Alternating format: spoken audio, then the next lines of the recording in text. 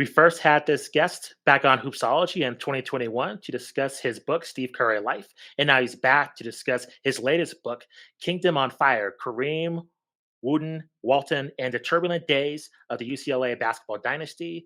It's going to be out now as of the recording of this podcast. We welcome Scott Howard Cooper onto Hoopsology. Welcome, Scott. Thank you. It's great to be with you guys again. Thanks for coming on to the show. Really appreciate it. Always enjoy talking to you. And when just doing my search, I just love talking to authors and seeing what basketball books are going to be slated to be released in 2024. I think this book immediately caught my eye, just in terms of, I think fans of this day and age need to know about just the history of the game. And I think the timing of this book is appropriate just in terms of what our country is going through, in terms of just the different social issues, as well as the issues within college sports. So, for just readers that might see this book on Amazon and want to pick it up, what can they expect? He kind of gives a synopsis of what this book covers. They can expect a lot of personalities, big personalities, events, moments. It's a basketball book, but there's not a lot of play by play in there. It's not an X's and O's. Here's how they won the championship game in 1972. It's not that kind of thing. It is a team and it's time that these UCLA Bruins won 10 championships in 12 years. I focus on the 7 in a row. The bookends are basically the arrival of Lou Alcindor through the departure of Bill Walton. And there's 7 championships in a row as America is coming apart at the seams. That's the whole thing. It's not just about UCLA, it's UCLA set against the backdrop of the times. That, as impressive as it was in the moment as they're winning 7 in a row, to look back now with a 2024 perspective and think, Vietnam, Watergate, Kent State, Martin Luther King, Robert Kennedy, all these things, and even the good stuff, Summer of Love, the music scene in Los Angeles and around the country, uh, campus protests, all these things going on. It's even more remarkable now when you think about it to win 7 in a row, while John Wooden is having to hold these things together with tape and bubblegum. Can you take us into just the coaching mindset of John Wooden? How did he keep that together in terms of having these big personalities and also just dealing with just all the turbulent different social issues was going on? Like, what was his coaching style like? Was he a more of a disciplinarian? Or did he have more of an innovative coaching style of that time? Like, kind of, what was his kind of environment like, just for Lou Alcindor and Bill Walton during that time? He was all about stability. Now, everybody who knows John Wooden in retirement as he became sort of America's grandfather Yeah. in the 1990s and the early 2000s won't be surprised to hear that. He's a guy that would treat his players with respect. He tried to at all times. He obviously had his human moments where he was not perfect, but he was about stability. He was about consistency and repetition. He would run the same practice on February 15th, 1965 that he did on February 15th, 1969. That kind of thing.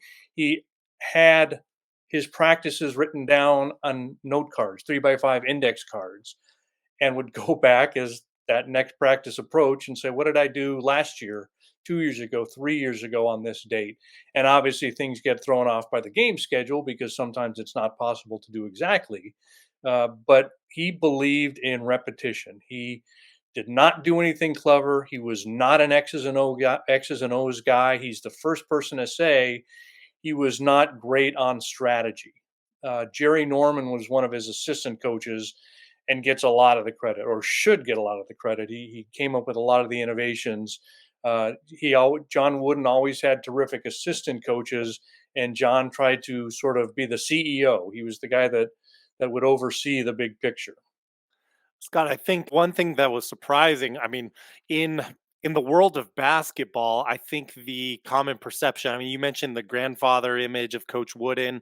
I think there's a perception almost like he's sort of like a saint of basketball. I mean, that he could do no wrong. He had no flaws as a coach, which of course were all these people are human. Players are flawed, coaches are flawed, etc.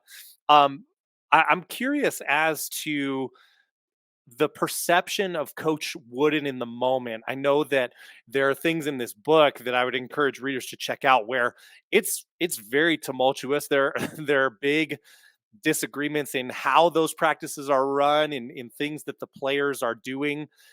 Was that kept under wraps? Was that known in the public perception? How big was the scope of, I guess, knowledge into this team? It was pretty big. Obviously, not everything was known, but there were several newspapers that followed them closely. Uh, there obviously was not anything like the internet or ESPN or something like that, but Sports Illustrated was around constantly. UCLA was a big draw on the road, as you might imagine. So anytime they would go to another city, there would always be some sort of feature story on "Here Come the Bruins." Um, I don't think, no, I should say, people I think would be surprised at John Wooden as a disciplinarian, because I Mhm. used the phrase "America's grandfather" a few minutes ago, and that's how people of the 21st century know of him. Even since his passing, he's still people still love to pass around the YouTube videos of him giving speeches. He's obviously has some books out there. There's a statue of him outside of Pauley Pavilion. So he is still very much in the public eye despite having been gone since June 2010. But he was a tough guy. He ran his guys hard. He was strict. He had his rules. I think he was proud the fact that he adjusted those rules later on as he saw that society was changing. He tried to react to that and change himself. But it was pretty well known at the time that he was a yeller. And again, I don't know that anybody now would believe him. Just the fact that, as well as, I don't think that the players he had then would ever have imagined that he would turn into this kindly guy, because he was tough. He would drill these guys. I mentioned the repetition, uh, and that was a great part of his success. His practices were nothing that had great insight, anything unique about it. He would just run the same passing drill a million times, and then he would run the same shooting drill a million times. One of the comments I make in the book is he didn't try to beat you on the court on game night. He always thought his team would win games because of what they did in practice, in the empty gym, the day before, 2 days before, 3 days before. That was his gift, was blending talent through constant practice and organization and putting high expectations on his group. Yes, fascinating. We recently had a discussion with a basketball coach about the importance of like flow and kind of, I guess, in layman terms, putting it like just creating a good vibe in practice, like keeping things light so these players can stay in the flow state, especially when trying to repeat all these 3-point jumpers and these repetitive motions and things these players are doing. I get the sense from what you said there. I mean, Coach Wooden did make an effort to adapt and change with those rules. Do you think he's someone who, I mean, the record speaks for itself, certainly at that time. Do you think he's someone who would have been the adapted type? I mean, you mentioned where he comes from, his origins being very strict, disciplined, very conservative, I think, for those times. Would he, you think, be able to evolve as a coach? Maybe it's hard to say, 50 plus years later from his coaching prime, but is he that type of a coach? Would he have been able to coach now, or do you mean how did he do Oh, evolving at the time? correct. Yeah, yeah, like in a more modern era. No, no, no. He he would have quit long ago. Mm, Uh, he did not like recruiting, and obviously that's a huge part of it now. So much of the reason UCLA kept getting great players was because those players, in a sense, were throwing themselves at UCLA. John Wooden did not want to recruit mm, Power Memorial senior John Wooden. I mean, excuse me, Lou Alcindor. He did not want to recruit Lou Alcindor. He wasn't keen about recruiting Bill Walton. He did not like recruiting. He did not have to. go on the road to recruit. He didn't like his assistants to have to go on the road to recruit. You should be home on the weekend with your family. Mm. That was the whole thing. He had to be pushed. In fact, probably even ordered by his athletic director, J.D. Morgan, to go to New York to visit and to try to get Lou Alcindor's commitment. No, he would not have done well. His head would have spun off his shoulders. When you talk about the individualism that's in the game now, that was the exact opposite of what he preached. Scott, I want to ask you about Bill Walton. He's probably one of the most fascinating figures Right. within basketball. I'm entering my 40s, so unfortunately, I wasn't able to see him play. So I've only known him as a television personality, and he has a very unique personality. Now doing college basketball for ESPN. So, just your research for this book, can you kind of take us into did he always have this personality when he was actually a player? Like, kind of, can you take us into kind of teenage Bill Walton? Was he kind of always like this, or because I feel like he's just one of the most unique just human beings on this planet. I can't really compare him to anybody else. He's just so unique and so different. Just when seeing him on television, just when he was an actual player, and you mentioned this with Wooden, just his a very disciplinarian style. Like, how did those two kind of mold together to make a winning combination? That's yeah, that's one of the interesting parts is that Bill Walton and John Wooden would clash on things. Nothing major. The one that everybody always points to is they often told story about that Bill didn't want to get a haircut the day before practice started, and John said you have to, and John Wooden said you have to, and basically told him, well, no, you're right, Bill, it's your choice. You don't have to if you don't want to. We're going to miss you not being on the team this year. And so Bill got on his bike and he pedaled down to Westwood Village and got his haircut on the spot. They disagreed on a lot of different things, but always in conversation. There was never a big blow up of any kind. It was just they were two people that had opposing views, but always learned to live with it. The difference being that once they got on the court, it was all about basketball. Bill was a rebel, stubborn, opinionated off the court. Once he stepped between the lines, he was the definition of an ideal player, an ideal teammate. He didn't want the spotlight. He always wanted the attention to go to other people. He loved the passing game. That's why he went to UCLA. He fell in love with the John Wooden style of fast break and moving the ball and keeping things moving, playing fun, fast break basketball. And Bill Walton on the court was a lot like Lou Alcindor, later Kareem Abdul-Jabbar after his college time, that it was always team first. They were selfless. They cared about the winning, not the accolades. And that's why it worked because either of those two guys could have brought down their teams in their years if they made it about themselves. But that was the farthest thing from their minds. Bill is very different now compared to then in how he deals with the public. The guy you see or hear a lot on the broadcast is just filled with joy, and the reason I like it is because it's real. I've known Bill a long time, and that's how he is when he's not in front of a camera. He just has this joy of the game, joy of life. And back then he was a good guy in the sense that he would look out for his teammates and he would say nice things, and he was a great communicator on the court. John Wooden said he never had a player who talked more on the court than Bill Walton, which of course is key to anyone who knows basketball, defensively especially. He had this traffic cop uh, playing under the basket, and that helped immeasurably. But he was a jerk. He was difficult to be around for a lot of other people. The media didn't like him. A lot of the fans found him surly when they tried to have some interaction with him.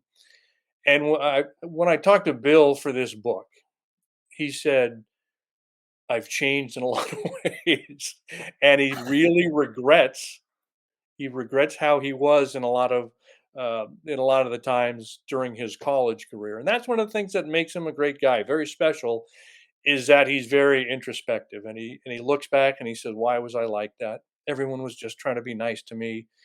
We know now why he was difficult, why it was difficult for him. He was just so uncomfortable in social settings. He was very shy. He had a terrible speech impediment because he was tall. People were always gawking at him or pointing at him or things like that.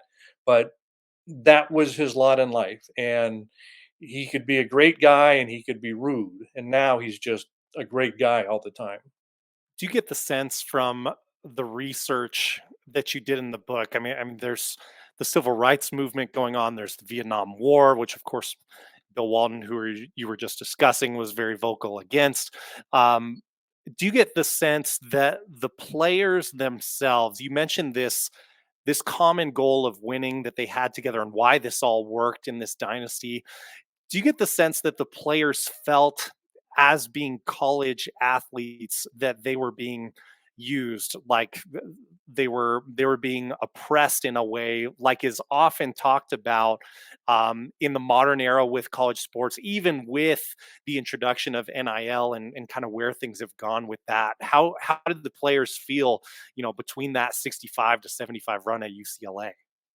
I don't think so. Maybe there may have been one or two that had that opinion, but by and large, I didn't get the sense that people talked about being oppressed, that people talked about being used. They talked about hating the expectations because pretty early on, winning lost its joy for a lot of these guys. They At the start of every season, it was, so how many, how many points you're going to win the national championship by. And it's the first day of practice. They hated the assumptions. They hated the expectations. It took away a lot of the fun. They hated the demands. They hated that some of the things they would hear from the crowds when they went on the road. The burdens of some of these guys were unbelievable. Uh, Lou Alcindor was a sophomore. I believe he would have been 18 at the time, I think 18 or 19. He needed a police bodyguard when the team went to Chicago because he got death threats because he's so good and he's black, and he was not terribly outspoken at the time, not the Kareem Abdul-Jabbar social commentator that he would become, but he stood out, and he heard a lot of bad things from a lot of different crowds. So it was tough. They faced things that nobody else did, but no, I don't think oppressed was one of them. I want to go back to something you said earlier, just to have you unpack this, if you will. You mentioned, it's just so absurd to think about in the modern era. Coach Wooden's thoughts on recruiting, and like not wanting to do that at all. And you mentioned the players were just so desperate. It sounds like, to go to LA, like that was a prime destination to play college basketball. Why LA in particular? Just simply to be in California near Hollywood, or is it deeper than that? It wasn't Los Angeles as much as it was the University of California at Los Angeles. It was the school. It Gotcha. was John Wooden. That was the primary point. LA had an appeal. LA had an appeal to some players from other parts of the country. Some of the guys came from far away. Obviously, Lou Alcindor, Kareem from New York, and Mike Warren from Indiana, Tommy Curtis from Florida, and you can go down the line, and there was a bunch. And then there were other guys who wanted to come, but ended up not coming for different reasons. Quinn Buckner, John Shoemate, some really good players.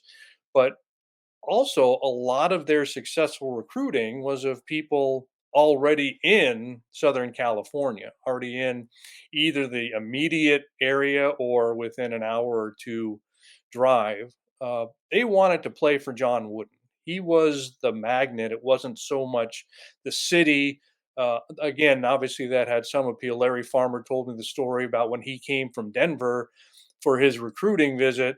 Uh, One moment he's at what was then known as Grauman's Chinese Theater, the famous place in Hollywood with the where the movie stars footprints, and he's watching all these teens, early 20s, college student female walking around in short shorts, mini skirts, different things like that, and he says, "All right, LA, this could be pretty good." And the next night he's going to see Ray Charles in concert in Anaheim and going to Disneyland. So you can't deny that the location was part of it, uh, but it was about John Wooden. That when football players would show up for their recruiting visits with the football team, they had a young assistant coach named Dick Vermeil who told me the story that he would talk to the players before their recruiting weekend, and he would say, "Where do you guys want to go? What do you want to see?" And they would say, "Football players, high school football players. Can I meet John Wooden?" So he had a draw that obviously got sucked in a ton of basketball players, but also crossed. His reach was so big, he was helping them get football players as well, and probably for other sports. When was that sort of magnet effect there for Coach Wooden? When was that in effect? Would you say, based on the research you did, that he himself was his own draw? I mean, he's kind of playing hard to get with his recruits in a way with his strategy there. When was he a big enough magnet? Once the title started rolling in a few Yeah, yeah. times. It was the titles, and TV was a huge part of it because again, if you're Larry Farmer from Denver, if you're people from back east, Pete Turgovich from Indiana, if you're able to see these guys on TV and say that's fun basketball. That was one of the great things about John Wooden. He wasn't just successful, but he was fun. His whole thing was, I want to play fast. He was very concerned uh, after Kareem, Lou Alcindor, came to UCLA that he would be able to incorporate a center and build around a center. Is this going to slow us down? Are we going to have to just throw the ball inside every single time? And it turned out the answer was obviously no. They kept playing fast. So it was not only successful basketball, it was very fun basketball. And once people got to see that and combine that with the championships, combine that with that LA atmosphere we talked about a few minutes ago, I think that's when the guys started throwing themselves at John Wooden rather than John Wooden having to pursue the players. Scott, I want to ask you about Kareem. And he's another figure that just growing up, I would expect it for him to be more respected just within the basketball community, just for all he's accomplished. But he's always been kind of a polarizing figure. And to me, I never understood that because I always, it's very obvious. I think he stands for equality and just kind of equal rights and everything that he's done. But always, there's been an era of just kind of this weirdness compared to other athletes of his era and then just other legends. Do you know why that's the case in terms of just him? I think he gets his respect. And I think for the first time, I think there was universal praise for him when LeBron broke his scoring record. But I just still, as him, just his college career, his pro career, just everything he encompasses to the game, I don't think he gets the respect that he deserves. And it's kind of just perplexing as to why that's the case. As a player, or you mean personally? As a both, I just think to me, Michael Jordan's just held as such a high regard, and he should. But yet, I get with Kareem, I get this different era. But yet, I mean, you can't deny this guy's credentials just through just the history of the game. And yet, I don't think he has held in that regard among just in basketball circles. And just it's not just a younger fan thing. I think older fans as well. And even when I was younger, I just got this kind of weird sense when he was just covered in the media, and it's just I've always wondered why that's the case. If you could shed some light on that.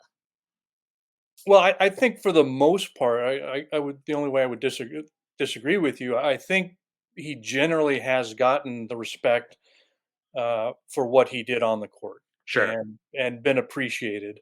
Um, Maybe people aren't saying enough how great he is because if you have a conversation about the greatest player in history, in NBA history, uh, I think there's probably a lot of people out there that leave him out of the top five, which is a mistake.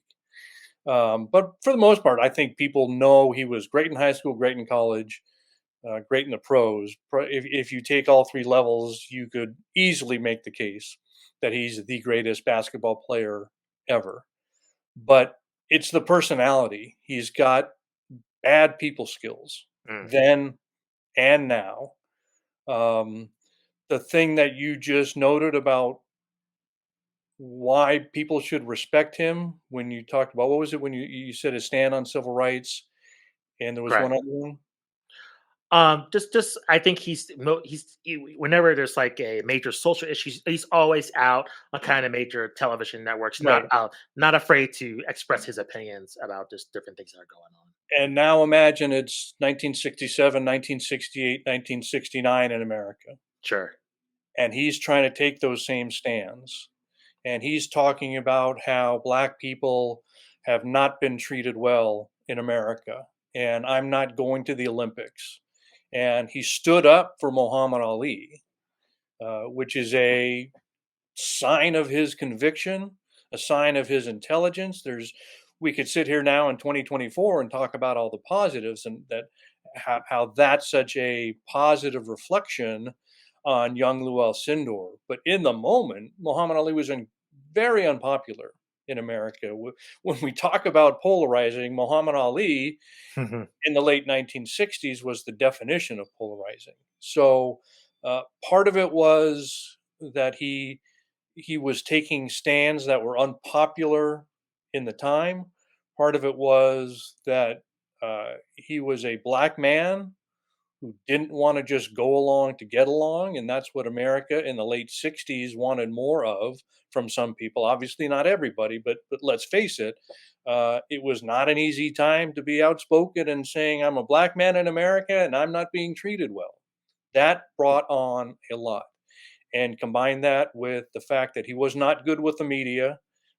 He was very much of an introvert, as I mentioned before. He hated the attention. He did not do well with it. When he had to do it, he was terrific. He was very mature for a young age, very smart.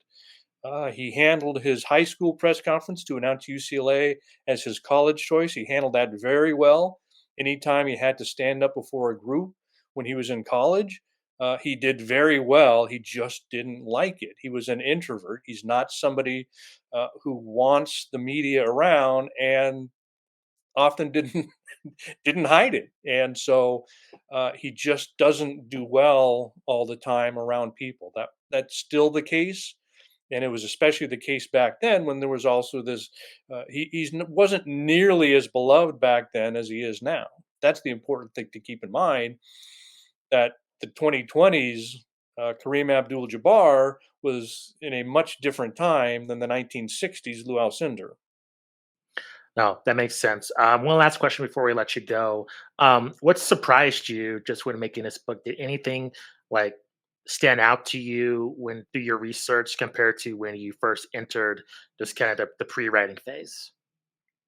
I think there was a lot of things. I'll give a quick mention to J.D. Morgan, the athletic director, gets some time in this book, but we knew that he was a big factor in UCLA's success. They named the athletic department building on campus after him, but probably more of a factor than anybody now realizes.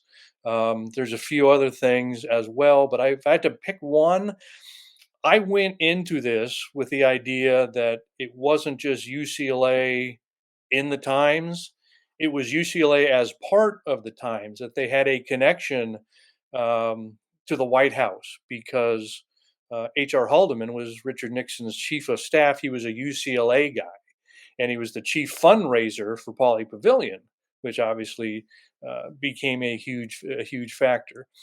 We knew that Lou Alcindor, and again I use that name because in college he had not changed yet to Kareem Abdul-Jabbar. Um, we knew that he was a voice in the civil rights movement, but he was connected much closer to Muhammad Ali and trying to become more outspoken than I think most people realize. So I think the most surprising thing is what I thought was a connection is actually a close tie. John Wooden and H.R. Haldeman, the chief of staff, became friends for the rest of their life. In fact, when Haldeman went to prison for Watergate, John Wooden went and visited him. That's how long they remained friends. Um, I talked to some of the people who organized the Cleveland Summit, which was the big moment in 1968, I believe. After I think it was 1968, when Muhammad Ali's people, when his supporters went to Jim Brown, who had retired as the Cleveland Browns running back, and said, "Can you get some people together and talk to Muhammad about his decision to remain a conscientious objector and not go into the service and not potentially face the draft?" And so when they went to that, they said, "Get some people together." Lou Alcindor was one of the first people they called. I had one of the organizers say that it was clear to the people who spent time with Jim Brown, Muhammad Ali, Bill Russell was also there. Muhammad Ali didn't just know this college sophomore from UCLA. The quote I was given was Muhammad Ali loved Lou Alcindor, loved Kareem Abdul-Jabbar. So it was a much closer connection. UCLA being part of the Times as they're winning championships, and Bill Walton is doing his campus protests, and John Wooden is on the other side because he's a Nixon guy. Again, Alcindor and the civil rights movement. All of these connections went much deeper than I expected. It wasn't just sort of a casual thing. It was real, and I think that makes the story that much more fascinating. Scott, this has been a great chat. Thank you very much for joining us. Can you please let our audience know where they can find you on social media? Again, where they can find the book and any other projects or anything we should be watching out for you in 2024. Well, the book is going to be available in most major bookstores and hopefully some of the smaller independent bookstores as well. I'd love to see some opportunities at the independent bookstores around the country, and obviously online as well at the major online sellers. It should be readily available. I hope people really enjoy it. As I said, it's a little bit different. It's not a typical sports book, and that's exactly what I was going for. Still plenty of basketball in there, but more about the people and the moments. And it's not a strategy breaking down games kind of book. Love to continue the conversation if anybody wants to. I'm on X at S Howard Cooper, and also the same on Instagram and on Facebook at Scott Howard Cooper. Fantastic. Thanks, Scott, again for joining us. Much appreciated. Oh, my pleasure. Thank you.